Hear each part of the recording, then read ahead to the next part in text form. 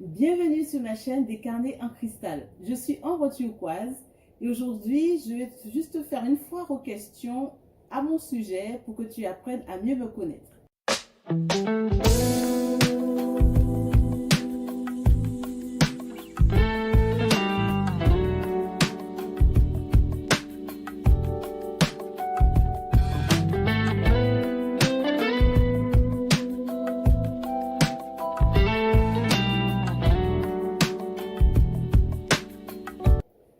Sur cette chaîne, je te parle d'écriture de soi, c'est-à-dire la rédaction de son récit de vie dans un journal.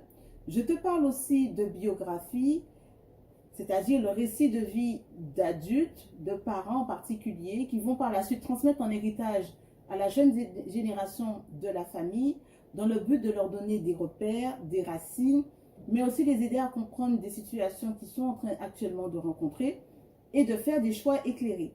Si ce sont des sujets qui t'intéressent, commence tout de suite par t'abonner. Ça y est, c'est fait. Let's go pour le sujet du jour, à savoir la foire aux questions me concernant. Je m'appelle Ambre Turquoise sur les réseaux sociaux. Amani Zouri Baraka pour les 3 recueils de poèmes que j'ai écrits et publiés. Et sinon, mon vrai nom, c'est Barbara Volin. Au départ, il n'était pas prévu que je me fasse connaître sous ma vraie identité. Donc, j'ai fait un peu comme beaucoup. J'ai créé un compte Facebook avec un pseudonyme, Ambre Turquoise. Je voulais une couleur composée de 2 couleurs. Ensuite, j'ai créé ma page professionnelle sous le pseudonyme Amani Zouri Baraka. Amzoubé aussi, ça marche. Hein? Voilà. Et c'est lorsque je me suis retrouvée à faire de l'accompagnement dans le domaine du bien-être avec l'écriture de soi et ma méthode écritoire, là, je me suis trouvée face au mur où je devais utiliser ma vraie identité. À la suite d'un conseil d'une journaliste, qu'une journaliste m'a donné, donc malgré que beaucoup me disaient de garder mon pseudonyme Ambre Turquoise parce que ça faisait fun, voilà, et puis c'est un peu la tendance à utiliser des pseudonymes, mais bon, voilà. Je suis originaire de la Guadeloupe. Mes 2 parents sont originaires de la Guadeloupe et moi je suis née là-bas et j'ai grandi là-bas. Alors j'ai grandi dans une famille nombreuse. Je suis la 6e, une famille de 7 enfants, de père ingénieur qui était aussi prof et ma mère, femme au foyer, mais qui avait sa petite entreprise. Je mets petite entreprise entre guillemets. Je pense que les Antillais ils vont très bien comprendre ce que ça veut dire. Sinon, elle était couturière et brodeuse. J'ai plusieurs casquettes. Je suis une multipreneur, multipreneuse. Je suis écrivaine. J'ai déjà écrit 3 recueils de poèmes. Je suis youtubeuse. Donc, j'ai la chaîne YouTube des carnets en cristal. Je fais de l'accompagnement dans le domaine du bien-être avec ma méthode, dont je suis la fondatrice, la méthode écritoire. Et enfin, je suis podcasteuse. Donc, j'ai un podcast que j'anime sur la multipotentialité et le multipreneuriat quand on est multipotentiel, qui s'appelle Kaleidoscope and Full Life by Ambre Turquoise.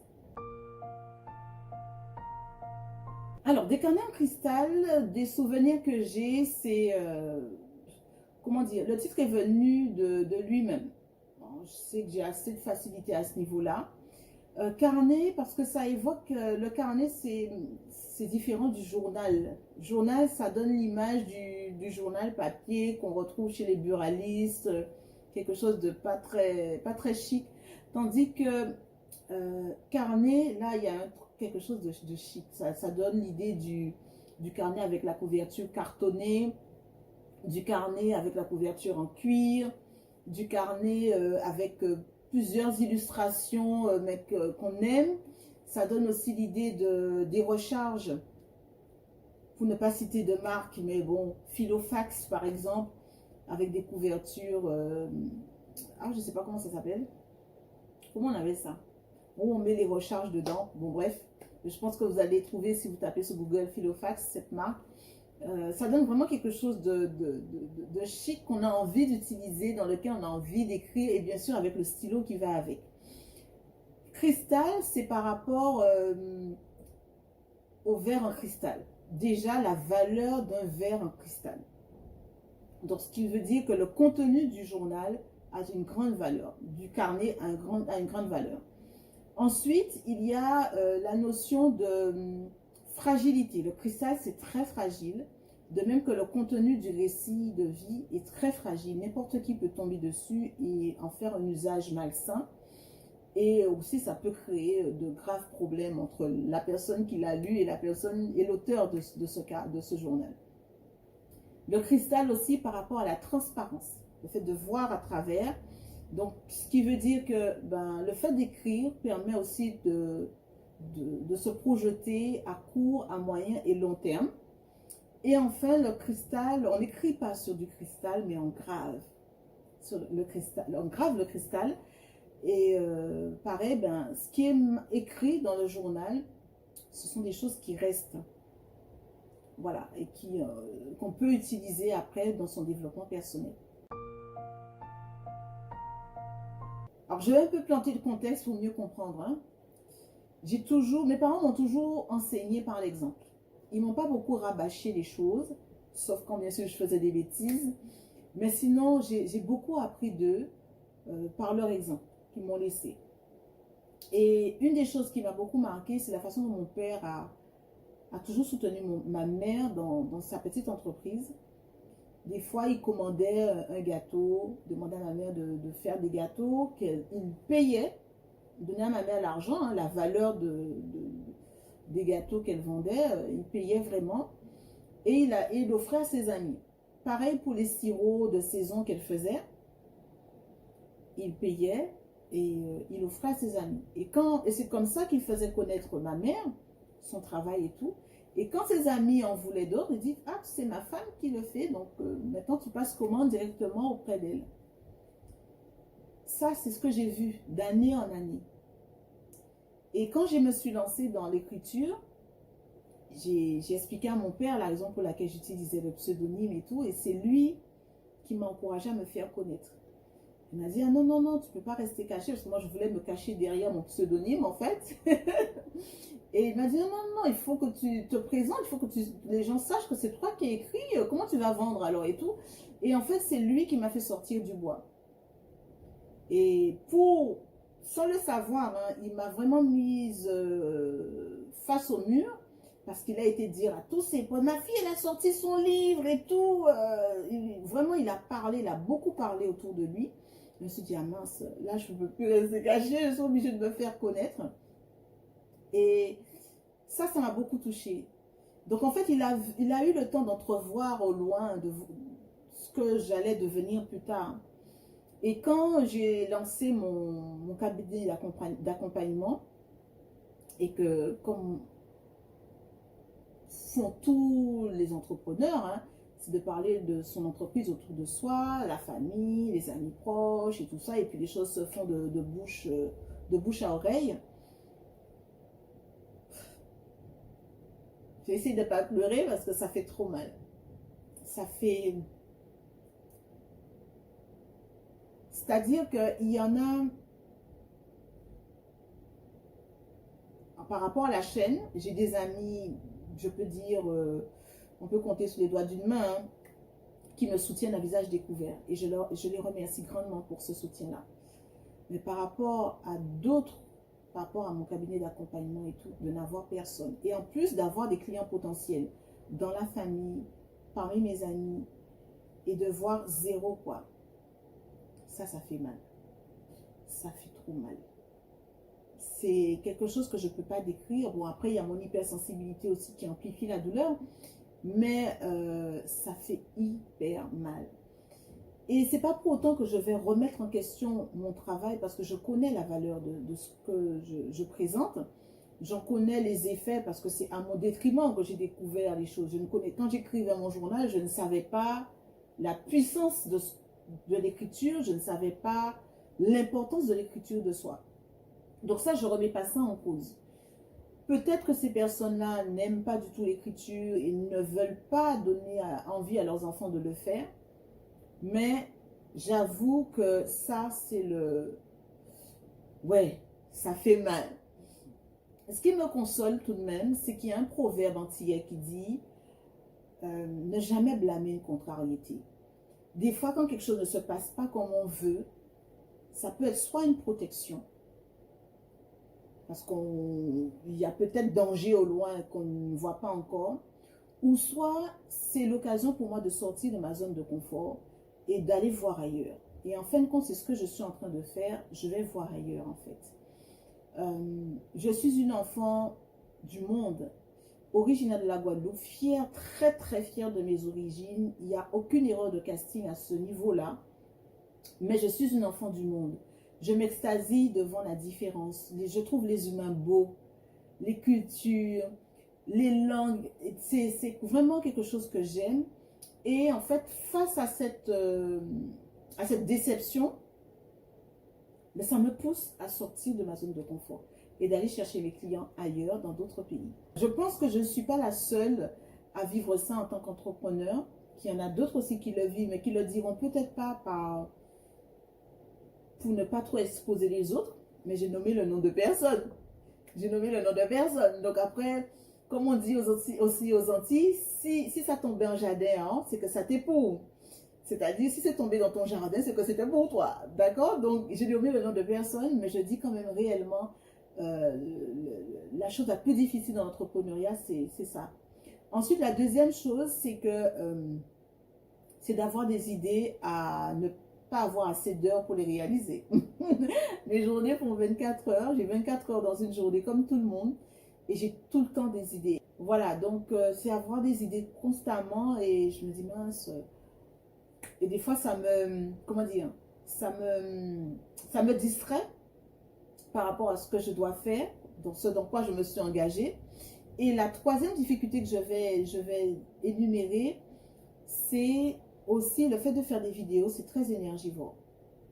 Alors, au début, mais j'ai galéré à faire les vidéos. Mais je le faisais, mais je souffrais. Je me dis, mais c'est dur. Et bizarrement, donc après ça, j'ai fait une petite pause. Et bizarrement, quand j'ai repris, j'ai ajouté des images, j'ai ajouté de la musique. Normalement, c'est plus compliqué. J'ai rien compris. C'est là où j'étais plus à l'aise. Je m'amuse même à ajouter des images.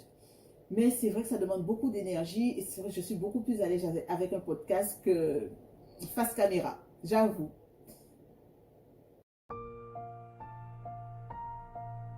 Alors, je ne m'adresserai pas directement aux jeunes, je parlerai aux parents. Parce que c'est aux parents de donner envie à leurs enfants d'écrire. Déjà, en s'abonnant à ma chaîne YouTube, ok? Ensuite, en leur offrant un cahier, un carnet, n'importe quel support, ça peut être une tablette, ça peut être un dictaphone, de préférence quelque chose qui n'est pas connecté à Internet. C'est un conseil, mais après chacun fait comme il veut. Mais un support qui donnera envie à l'enfant d'écrire, et si c'est un carnet avec le stylo qui va avec, qui lui donnera envie d'écrire son journal le plus fréquemment possible. Ensuite, il y a toujours deux choses que je préconise, incontournables dans son journal. La gratitude, les sujets de gratitude, entre 3 et 5 choses, 5 bonnes choses qui te sont arrivées au cours de la journée. Et aussi l'estime de soi, c'est-à-dire entre 3 ou 5 bonnes actions que tu as accomplies au cours de la journée. Après, tu fais comme tu veux. J'ai des e-books sur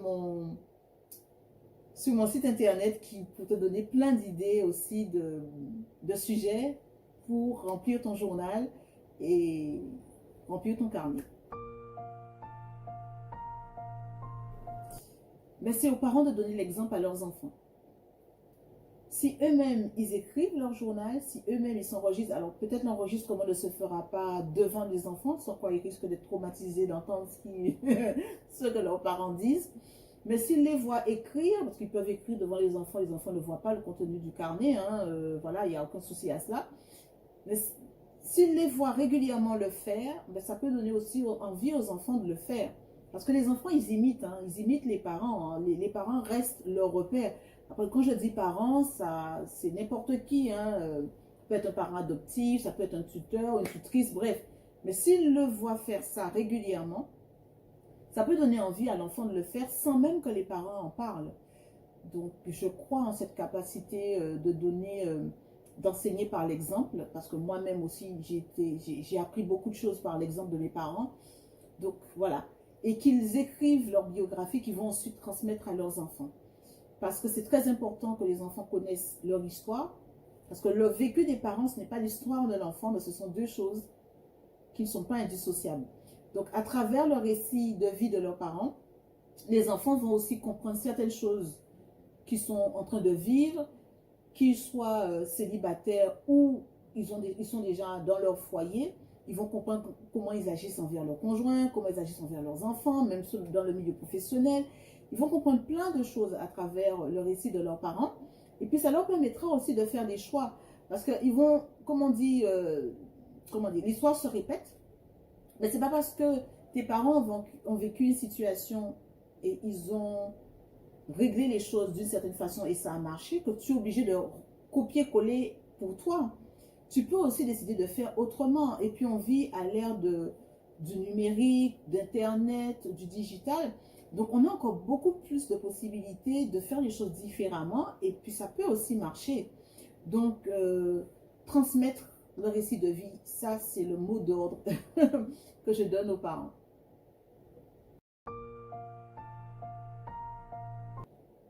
C'est une très bonne question.